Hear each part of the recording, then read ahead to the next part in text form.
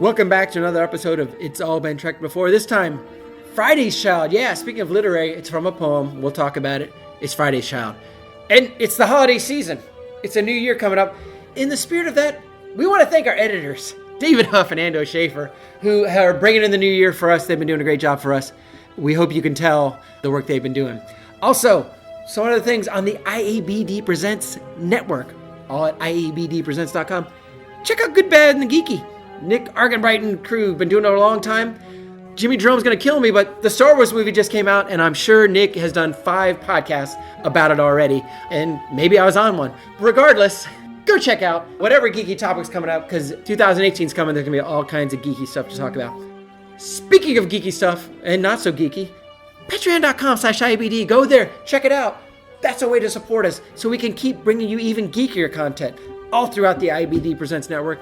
And you're going to help yourself because you're going to get special bonus content. We're going to sling that 10 at you. Going to throw it at you.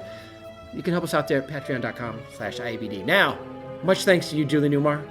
It's the Friday's Child episode of It's All Been Trekked Before. Welcome out to another episode of It's All Been Trekked Before.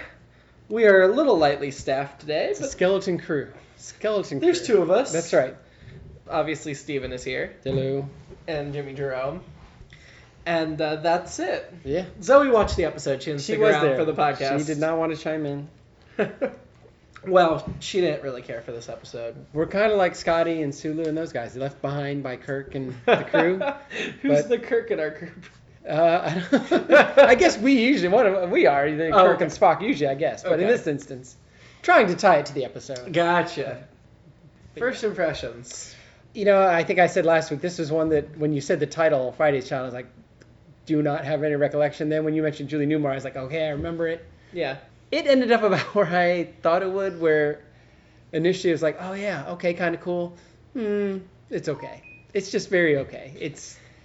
There's, the last several episodes, we've had a lot of interesting concepts and new aliens, and I love Julie Newmar. There's some nice interplay with the Kirk, Spock, McCoy stuff. Not big moments. There's one little moment, but we'll touch on that. But I thought the culture initially is interesting on this new planet, and the Klingon dynamic, and there's definitely that Cold War aspect of fighting over the mining treaties of this planet or whatever, and that part's kind of interesting, but not really interesting. And getting to see Scotty and Sulu and her and Chekhov run things with the main guys down on the planet. Mm-hmm. Not a bad B plot or B story, but overall, just there's not a high ceiling on this episode. No. There's no great heights where you're like, oh man, that part was awesome. No, I mean the premise needed to be developed more for sure, and probably more to it than there was. Yeah, this was a lot of cat and mouse in the hills that just doesn't play that well the way it was executed. And as I was sitting there, they get up in the mountains a lot faster than I remembered. Mm-hmm. And then it seems like they just hang out forever. And even they're so casual about it. Like McCoy's like, "Hey, come look at the baby. Don't worry about the weapons." Even the whole baby thing is like, the stakes don't seem that high. No, it doesn't seem high at all. Which it should be, because she's supposed to die, and or the baby is supposed to die. Right, and it just doesn't feel that invested. And didn't they they were trying to get her to run with them so they could take her to the ship and save her, but then she went back? Right. And then became the leader of the people? She the ditches regents. those guys, but then changes her mind. Yeah. And was going to give herself up, but then the Tier gives himself up. It's the whole kind of thing confusing. was just weird. Yeah. And is this TC Fontana? This is TC Fontana. Okay. I mean, we talked hit about a high point last week. We talked about recently how most of her episodes aren't good. Yeah. Babel? Babel was great. Babel. That's like the exception to the DC rule. We hit our high water mark last week this week. This episode just felt very lazy overall. It does. So the writing, we noted that Scotty used the same quote we just talked about, the fool me once thing. Yeah. The weird thing is, in my reading, they kept referencing this episode as if it was earlier. The reading I was doing, I don't even think production history-wise this is early on. So I think a lot of things are, as you say, they're just kind of repeats. They're retreads almost. And you pointed out in the episode where Kirk uses the same trick on McCoy and Spock. And Spock's psychological thing. Yeah. And so the writing felt lazy and afterthought almost. Yes. Like very pat. The production itself, there were several shots where it changed like lighting or whatever right in the middle of the shot. that was a weird cut. That wasn't really a cut. And it's the location shooting, and of course we recognize some. I wish I'd written down. It's a park about 40 miles north of L.A. and I do love those exteriors because I do think they look more like a planet. I can buy that that's a planet and all that, but even then there were a couple cool shots from within caves, out of caves, a cave. But there's one spot where Kirk runs through this kind of tunnel, and then he comes back through, and supposedly he finds the cave while he runs through it. But I feel like it's just like, hey, that's a cool tunnel. Let's get a couple shots of Shatner running through there. Yeah. But I mean, and there are places where they used stunt doubles were weird, like the Klingon stunt double just to get just to catch the Kligot. Yeah. The Kligot, which is the stuntman union must have been a lot stronger then. And the Klingon character himself was annoying, just lame. There wasn't really much to him. And I like Ty Andrews. Played Cross. Mainly because he was one of the main people in one of my favorite 70s shows, The Mod Squad. Yes. And always played Captain the tough guy. Adam Greer. Yeah, and I loved him on there. And so I like him on here. He's just, like, he delivers, and I don't think this is his fault. I think it's more the script overall. But you know, every time he's like, well, the Federation pretend to be friends, blah, blah, blah. And then whenever the Capellans are like, well, he is right, he just kind of sneers and like, yep, gotcha. Then he fell down. Yes, randomly in the middle of a shot. Yeah, and I did read that was one of the faraway shots. He falls down. They kept it. Then later you see him brush himself off, and that was from the same shot. They're like, nope, keep it. So I mean, it just wasn't important. They're like, well, day's running out. Right, that's right.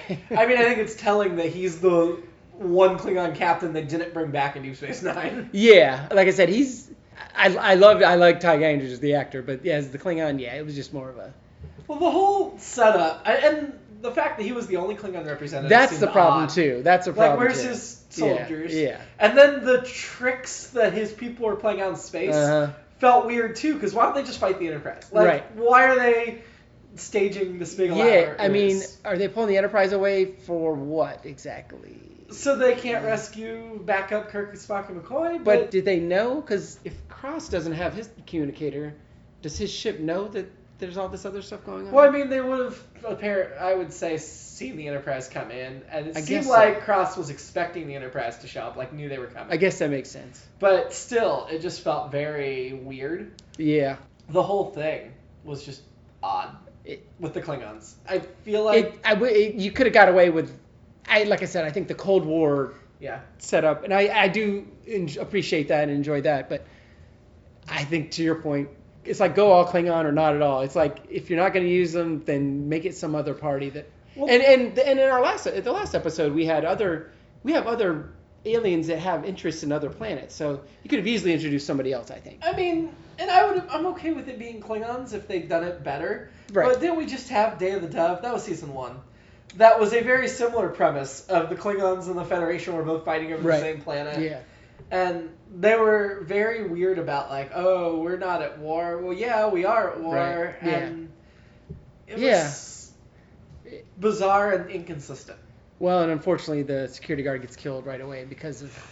That was the word. It's a Klingon! It was terrible. It was terrible. Was he not trained as a Starfleet officer at all? Like, Kirk gives he was young and inexperienced. Well, if he's that inexperienced, he should not be on the landing detail. The only member. Right. Especially at a place where people have these Kligots that they're ready to throw at you.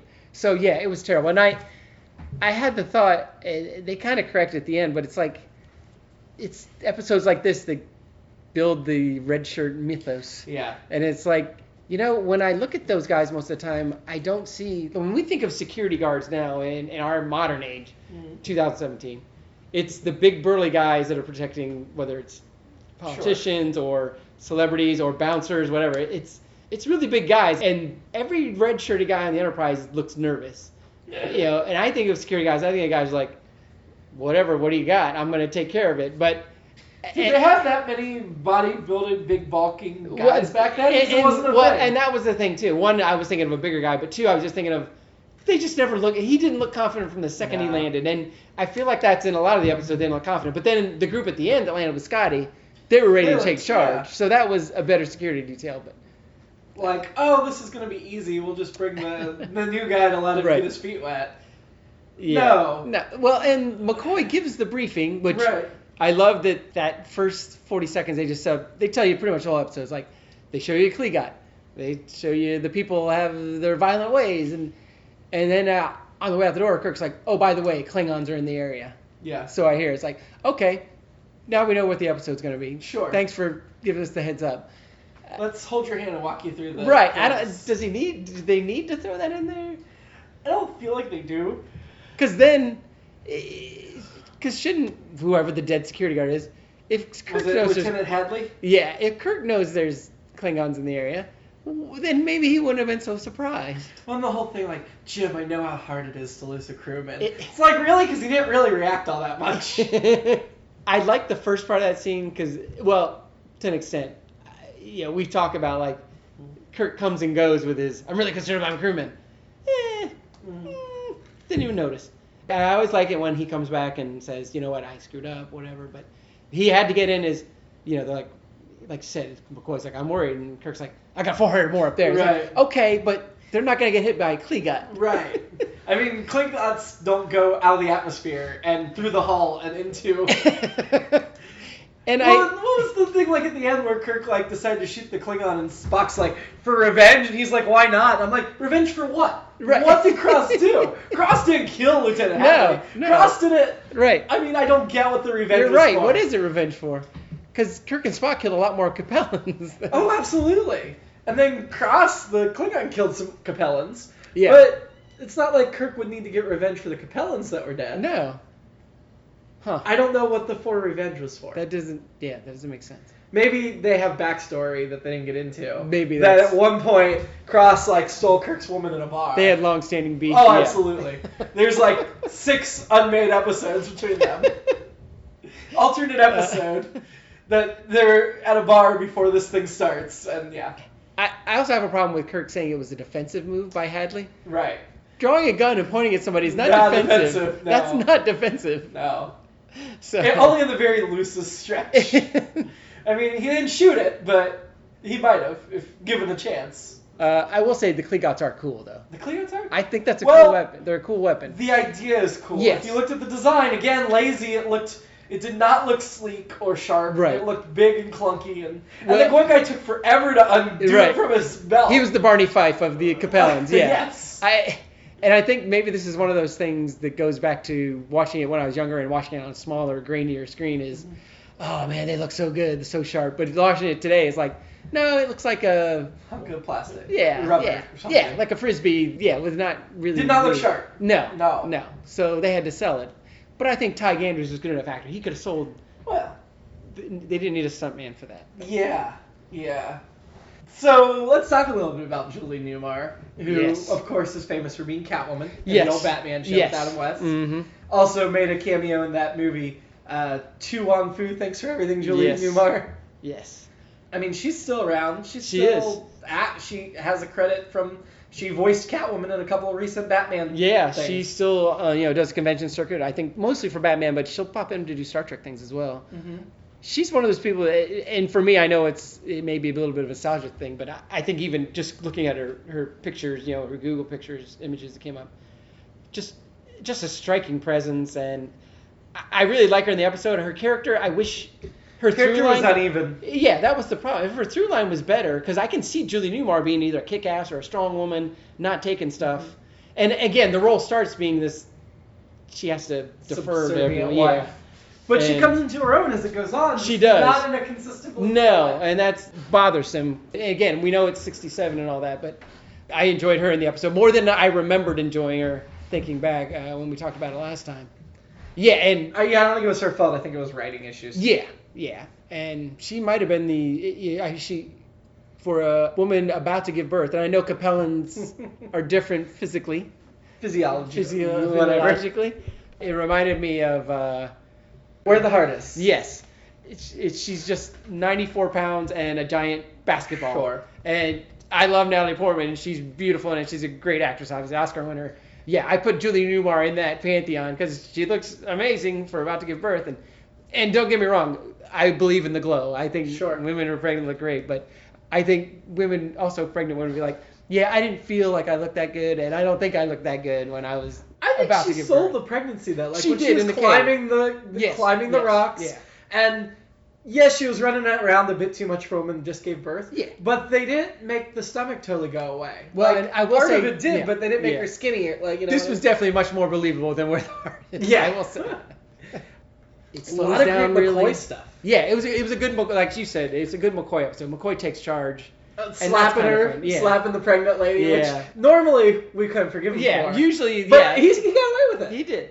Even though he called it a right cross. Well, and whatever. And there is and that's the one moment of kind of, what's her name in the episode? Why have I forgotten? Eliane. When she gets to smack McCoy the second time and she starts to enjoy it because she's probably never done that. Oh yeah, we before. got to see her. She gets to smile, and that's when McCoy hits her back. Well, we knew that the Capellans were tough people, so I think she probably has smacked. Well, maybe you're right. But I think where she viewed these humans as soft and weak, as the Capellans seemed to do, and when McCoy slapped her back and wasn't really flinching at her smacks and was still telling her what to do, I think that sparked a little passion, got her fired up a little bit. Yeah. Well, and she respected him, and then we get into all the... No, I like the chemistry between her and McCoy. Yeah. I was glad it wasn't Kirk again. Yes, definitely. Because it starts out like you think it's going to go that way, but then... But I love the McCoy episode from the beginning. He knows the Capellans. He gives the briefing. They even have the fake film footage of him back in his days when he was with the Capellans. They have that, whatever, And somebody mentioned that his sleeves don't match, or his command shirt doesn't match. Of course. I did not look that closely. But it's a fun McCoy episode. And actually, I mean, I enjoy Kirk and Spock in it as well. At times. Yeah, there's some fun moments. And then we get the trio being the trio. And that's always welcome. Yes. There's some good things where Spock's judgmental and they're getting his goat and just... Yeah, and those are But then fun. you see Kirk really worried when he thinks Spock gets blown up on the hill. Yes. So... Yeah. Speaking of which, I did not realize they taught archery at the academy. Yeah, they made those bows and arrows pretty quickly, and they were very accurate. Yes, they were really good at it. I mean, you have to make an arrow pretty well for it to shoot straight. So the fact that they made it out of limbs and it shot straight... And it was puncturing Capellans and Klingons right now. I mean, I saw that they had made it pointy.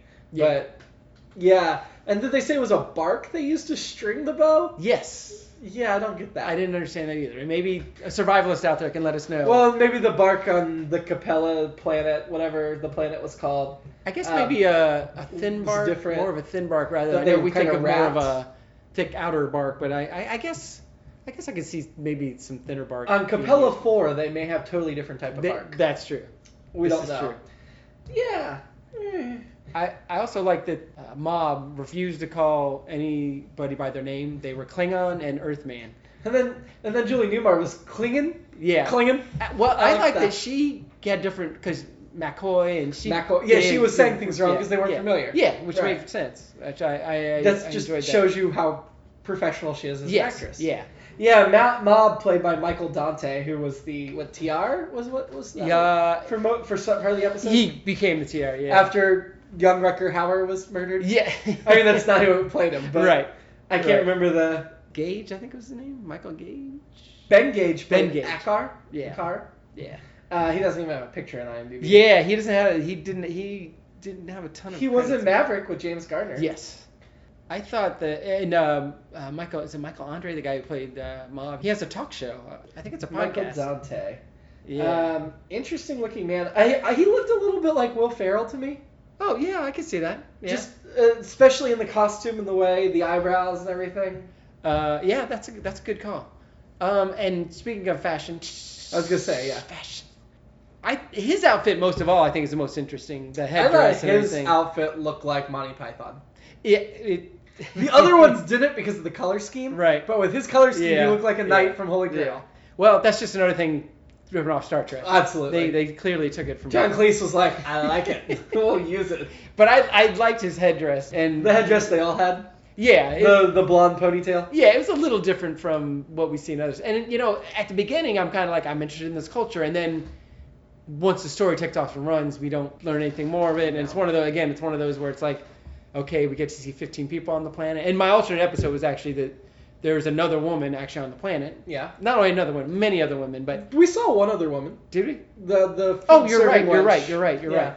Yeah, and actually, that was another good moment. It's like, she wants you to take it. Well, and when McCoy stopped Kirk, that was an interesting scene. You're like, oh, we are going to learn something. Right, exactly. And then it just kind of stops. And we're baiting you into combat. And and that then was cool. Just stops. But my other episode is that another woman also is pregnant with a baby at the tiers. Yeah. So now you got some. Oh, I got some. And I wasn't sure, because they kept referring to her as the tier's wife, but she wasn't anymore.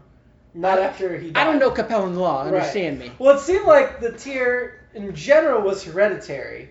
Because Mob killed Akar, he was going to take the title, but they had to kill the baby for him to keep the title. Okay, so he was interim. Right. Until the baby. But the baby would have been a threat to his power, so he would have killed the baby. Fair. Which is total Shakespearean, that kind of thing.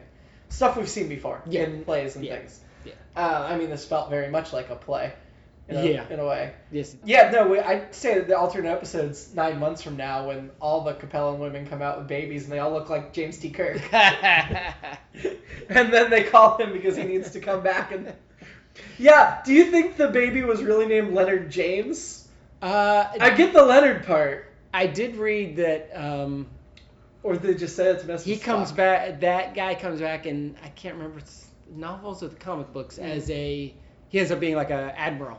Yeah, I remember hearing about. I think I read that novel. It's kind of cool. But I'm like, I don't know that his middle name was really James. Did Kirk really do all that much for? No. Did he? I mean, it'd just as likely be Leonard Spock. I mean, right. It should be like Leonard Akar. Yeah. Yeah, I felt like that was, again, Kirk messing with Spock, but Spock's easy to mess with. I like that Scotty did a live captain's log. Yeah. Just standing by the chair. I can't remember seeing one before that was, I'm giving this, as you're watching me, I'm entering it into the record, but maybe there was one before, but. Yeah, I think we've seen Kirk do, I don't know. It reminded me of Kake. Captain's Diary.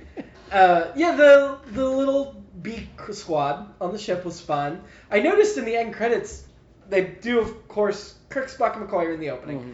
Then in the end, they always have like a screen that's got Scotty, Uhura, Sulu, and then the guest stars are on another screen. Chekhov was right in the middle of the guest stars. He's not put out there with Sulu, Uhura, and Scotty, at least not at this point. And this one was a little early in production because he still got the wig. Yeah. Well, I think season 1, I'm pretty sure like Scotty, Uhura, Sulu were stuck on the guest star page. But here in season 2, they have their own page before the guest star page. And I guess someone was saying that this is the one where you see all 7 of them at some point, but you do. Yeah. Well, 6 of them are in the briefing room at the beginning, and that's I'm like, right. "Where's Sulu?" Yeah. And then he comes on the screen. That's right. Yes, that's the first time. That's the first time you see all 7. 7. Okay. Yeah. I noticed very conspicuously there was an empty chair, and I was like, "Is that Sulu's chair?" Right. There's Sulu. Yeah. That's in my head. Yeah. Because I'm automatically going to that. And Chekhov again's over at Spock's station, showing he's like the Wonder Kid. That can do multiple. Yep. And look at the screen. The screen they updated in the new special effects. That was cool. Yeah. That was cool. They kept it simple so it looked like it was almost a 60s graphic. Yeah. But not. Speaking of those things, I love the dramatic. One of the readings I said referenced this the first time you saw Sulu's view screen, but I know we've seen it before. Oh, yeah. But you see it come up, and it's just a very slow, and it's right before they cut to commercial. So I thought that was. And saw it like lock into place, and it was when they went into red alert, so it must help them like target or whatever. Yeah. So I thought that was. Yeah, I like very that. Dramatic and cool. We've seen Spock's like pull out, but we've seen them like actually pull it out with their hands. Right. Whereas Sulu's came up on its own. Yes. Which was probably a crewman underneath the counter, but still. Yeah. I thought it was interesting they kept calling the Klingon ship the Alien. I don't know. I don't know what that was about. That was weird, but. Yeah, you think so? The Klingons lured the Enterprise away. Yeah. It makes sense to keep them from helping. Sure. But then when the Enterprise is like, yeah, we're on your game, we're going home, then you fight them, right? Right. You don't just let them go? Right. You don't do something to create a version? Right. Yeah. I mean, they tried doing another distress signal, but I would think the Klingon ship at that point would go after them and fire, unless they were genuinely just a scout ship, like cross-claimed. Right. And then maybe that was their only defense, that they weren't prepared to take them on. Which, that's possible. Yeah. But still, I would think the Klingons would do it anyway. Suicide mission, we don't care. Some kind of just shoot a shuttle at them or something. I don't know. I felt like they would have attacked. Yeah, maybe that was as much as they wanted to. They had the stomach for. So we got away from fashion. I'm sorry. Oh, we did. No, that was pretty much it. It was mostly just the. I liked Elaine, whatever. I liked her robes and stuff. Yeah, I thought it was all fitting. I thought it all worked. Well, they were were familiar enough that you got like influences of different things, but they were such a hodgepodge that they did feel alien to a certain extent. Yeah. And I appreciated that, creating something new. Yes. Yeah. And it was a distinctive style across the aliens, but they all had their own colors. So they clearly built a lot of new costumes for this one. Yes, and which also explains why there wasn't 50 more aliens or 50 more Capellans. And they made them loose fitting enough they didn't have to fit them to the extras. They just toss them on. And I did read when they filmed those exteriors, it was like 110 out there, and those guys were dying. Oh, so especially Bob, I'm sure, in that black one. Yeah, so they did not have fun out there, but yeah. Yeah, the only time we really saw sweat is McCoy in the cave was just beaten over with sweat. Yeah. I thought it was interesting Spock was so reticent to take the baby. I don't feel like that's the logical reaction. I feel like he could hold a baby just fine. I feel like he's seen people do that somewhere. Yeah. I mean, I don't think he would be nervous to take a baby. Well, and I know it plays into he's Vulcan, stoic, whatever, but sure, but it also to me plays into why people don't know how to handle babies, which doesn't make sense because they keep making Vulcans. Right. So obviously they. And it wasn't like he just didn't. I get if I'm not gonna oogle over it because it's a baby, but when McCoy thrusts it at him, I would think he'd take it and hold it properly. The being like, oh no, I can't. I'd rather not. Was not. Yeah. That didn't seem in character. No, it seemed a bit much.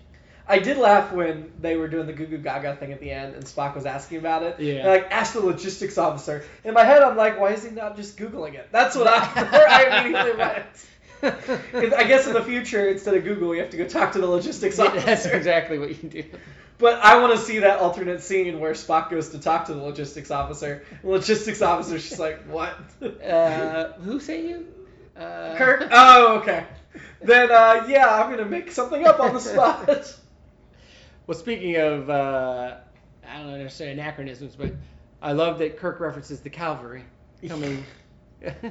Yeah. Which, again, harkens back to not only the 50s, 60s, a lot of Westerns, but this being a Western set in space kind of thing. Right. And I forgot that the cavalry actually showed up. They did. Yeah. Which I felt like that wasn't the Deus Ex Machina. No, I felt like they kind of had the situation. That was kind of the wrap up. Yeah. Yeah. Whereas sometimes that would be no. By the time they showed up, it was a tense moment, but I don't think the Capellans would have killed him. Nah. I think it would have been okay. What did you think about the communicator's source disruption to cause the explosion? Well, first of all, the explosion looked terrible because it could actually mess with the rocks. It did. So all these big rubber foam boulders rolling over people who weren't crushed somehow. It looked like, because when it first happens, it's like, oh, that's a bunch of pebbles that are going to get in the way. And then they show the rubber. But then, nothing on the rock above would have made what that was. Right. So it was. And you hear the rumbling, but you don't see anything shaking or anything. And then, do they go back and get their communicators? And I'm not sure how that science works. They did not go back and get them. That they can. I mean, I didn't have any problem with them using a sonic disruption to do it. Because, if you can cause an avalanche with sound. It's not unheard of. That's true. But it did, I don't know. That path in the past, and then they just went around. It just seemed like a waste of time. And a waste of equipment. It did. And it really took them a long time to go around. It did. Forever. They had plenty of time to prepare. I know. It was... They grew a tree, they chopped it down, then they made it. This episode actually took place over 3 years. It did. My last two notes, I just have a couple McCoy quotes. One is, because I'm a doctor, which is great because you expect him to say, I'm a doctor, not a blank. And then 2 minutes later he says, I'm a doctor, not an escalator, which is one of my favorites of his. I thought it was interesting, Ilian lied at the end of the episode. Because they were very clear, McCoy in his briefing at the beginning, that these people told the truth and were straightforward. And then she lied about killing the baby and the humans. And that made me think she definitely got some influence from them. Which, again, I don't think the episode was well executed enough to show that. But in a better version of this episode, they learned from each other and she got that. Well, and so she lies to them because she killed them. Is she protecting them, or is she protecting the Capellans when she says that? I think she's protecting the Starfleet officers, and I think she's protecting her baby. Okay. Because I think she'll think that they'll just take the baby and go. I mean, Sherry told McCoy, it's your baby. And then, I guess, okay, so maybe that makes a little sense, because then the Tier mob respects her for going for it or something. Now, see, that to me, I expected Mob to be more angry that she lied because they don't lie. Yeah. You know? And Starfleet doesn't lie, according to them in their dealings. Because he grants her his life, her life, life, and then forfeits his, which was pointless. No, I mean... Just like, oh, Klingon, shoot me! Yeah, that wasn't necessary. No, it wasn't. There's 7 Klingons there. Somebody could have got him. Yeah. The other one was just that when Koi keeps telling her she must want the child, all I could think of was the end of Star Wars Revenge of the Sith. Of course. She wanted the child, but she died. See? I liked the mix-up of mine. Say the child's mine, the child's yours. No, mine! That was amazing. Yeah, and it's a little funny when they get back to McCoy and you got to explain this or whatever. It was amusing. It seemed like they should have been more concerned with the things at hand, but whatever. A couple moments of levity are fine. No, I mean, yeah. Like I said, I don't think this episode's terrible. No, it isn't. No, it's just not good. No, it's definitely and when we go to rank, it'll probably end up very much in the bottom. Yeah. Not at the bottom, but near the bottom. Probably, especially right now, because we've been on a run of really. Well, this is season 2. Yeah. If this was season 3, we'd probably be like, oh, this is actually not bad. Fantastic. If it's season 1, we're like, okay, they're still getting their legs under exactly. Yeah. It just felt like to me that they were behind in production. We're gonna rush through this episode and just get it done, and this is just a case of the week. Whatever, we don't care. Yeah. Whatever skeleton story they had, they did not muscle up at all. They just they barely get it done. Yeah. Barely did it. Yeah, like they're writing it on the fly. I shouldn't say writing on the fly because it isn't, like we said, it isn't terrible. No. It's just not. So do you think DC turned in a brilliant script and then Gene just screwed it up? I didn't read anything that suggested that, and I don't even know if we've come up with the great script that would have come out of this. No. So I feel like, at best, there's a mediocre episode here that we could have fine-tuned a bit. Because the action stuff, the whole last part of the episode, the escape and everything, just seems to drag out so long. There seems like there could have been more time to dig into the Klingon Federation politics and this Capellan world and more about them, which might have fleshed it out a little more, given it some more stakes, given it a little more color, flavor. As it is, the flavor is very bland. And not to give DC the benefit of the doubt, perhaps they were just like, we're on schedule, you need to finish this. Yeah. Oh, well, there's not really much for me to work. That's okay, just get it out, done. Julie Newmar's in this week. Yeah, exactly. Although I really wish they would have used her on a better episode. Yes. Can you imagine if she was Edith Keeler? Or she had some iconic... Yeah. Like, she could have been an iconic woman. And because it's this episode... It's nothing. Lost, yeah. Like, people forget she was even in Star Trek. If she was like Alana Troyes or somebody like that. Which is Elaine... You're right. So it's close. The same name. You're right. Maybe. So, almost. Different vowels. They probably each got each other's fan mail. Probably. I mean, when I saw Eileen, I was like, oh, is that like Ileana Troy? No, that's a different episode altogether. Yep. Yeah. I mean, I love Francine Nguyen, and we'll get into that when we get there, too. We'll get there. But yeah, I think Julie Newmar deserved better than this. Yes, I think so, too. Yeah. I wish, she would have played something else. Or cast her as Spock's mother, though. She could have done interesting there. Yeah, that would have been good. If she'd only been available the week before. Again, Jane Wyatt. Oh, Jane Wyatt's a great Amanda. Fantastic. And I'm not knocking Joan Collins in City. No, of course I'm just saying, let's take a more iconic character. A better, somebody on that level. Yeah. If nothing, a better episode. If nothing else, So. Yeah. Sorry, Julie. She could have played a great Romulan. Yeah. Oh yeah. She would have been a good Again, Romulan. Joanne Linville coming up. She's great. I'm a big fan, but sure. Yes. Absolutely. No. Not taken away from anybody else. Any other comments, or should we get to the rankings? That's all I got. Okay, ranking. Above Cat's Paw. Yeah, yes. Definitely. Two warrants for Adonis? Above that's the Apple. I do not think it's better than the Apple.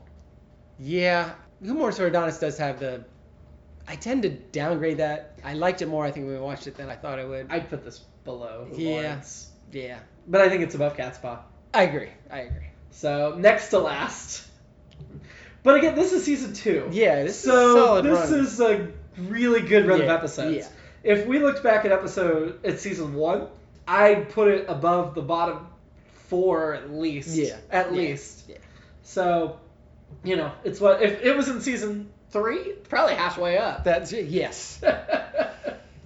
What's the meaning of the title, Friday's Child? Do you know? It's from, it's an English children's thing. Monday's Child, so-and-so, Tuesday's Child. I'm familiar with that rhyme. I don't remember what Friday's Child does. Let me see. I'm going to look that up real quick because I think that's relevant too. Let's see. Tuesday's Child's full of grace. Wednesday's Child's full of woe. Thursday's Child is far to go. Friday's Child is loving and giving. Okay. That doesn't really seem to apply at all. Monday's Child's fair of face. I mean, if anything, Tuesday's Child because Alien was full of grace. Yeah. Or Wednesday's Child because full of woe. There was some drama and tension and things. Or Thursdays has far to go. Pretty much any days would have been better. Well, not Saturdays. That child works hard for a living, and this child's not working hard for a living. No. Yeah, I think Friday's Child was a misnomer. Huh. Do not agree. I do. No, I do. Yeah, I do. I saw that it was from this poem, but I didn't read anything more into it, or read anything more that suggested why. Does Julie Newmar overtake Marlena? Yes, she does. Okay. I wasn't sure it was going to happen, but... And definitely there's she's my favorite Catwoman. Yeah. Probably even over Michelle Pfeiffer. I'm on the cloud. I think I'm going to choose the food serving wench. The food wench. Yes. Because Eliane just seemed like too much drama for me. Sure. I didn't want to get involved. Although, to be fair, I probably would have taken the food from the wench and then been promptly killed by her brother or whoever. But I would have probably fallen for the trap. Did they give her a name in the... No. That's what I'm calling her food wench. Right. Which seems disrespectful. Do they even list the actress in the... I didn't see it. Because she doesn't have any lines, so that's probably why she's not on the cast list. If I knew her name, I would like to give her a name to be more respectful. Right, sure. Let me look. I'm going to make one up. Here we go. I'm looking at other names from this species, so we're not too far off. Got to be double Val in it. Okay. Let's call her Val with 2 A's. All right. Food wench Val. Wait, was that the name of the... What was the app? Yeah, I know, but Star Trek is his name, so that's it's fine. True. This is very true. I'm going to say Food wench Val. Because I just want to give her a name. But I liked her. For a second, I was like, oh, I want to see more of her. She does have some spunk, but she's like, I want to see you fight. And I don't know. I just don't want to keep the cloud too long. Oh, that's fair too. Since I don't want the drama of Alien, that's true. That's gonna be it. That's fair. Unfortunately, Keith and Colleen are not here to make other choices, but we will let. Keith was on Merged Headford. Oh yeah. And Colleen was on Commodore Decker. I don't know that anybody would beat Commodore Decker. I don't blame her. Yeah. Commodore Decker is pretty awesome. Yeah. Okay. Next, we will talk about The Deadly Years, Oof. Which Steven's really looking forward to. Oh, I am. That's one I've seen more recently, unfortunately. Not that it's a bad episode, necessarily. I would hold judgment on that, but... Just aging is something you're thinking about these days? Yeah, it's different now than it was... Once you hit a certain age. When I first saw the episode. Yeah. Okay, so join us next week. We'll talk about Deadly Years and live long and prosper.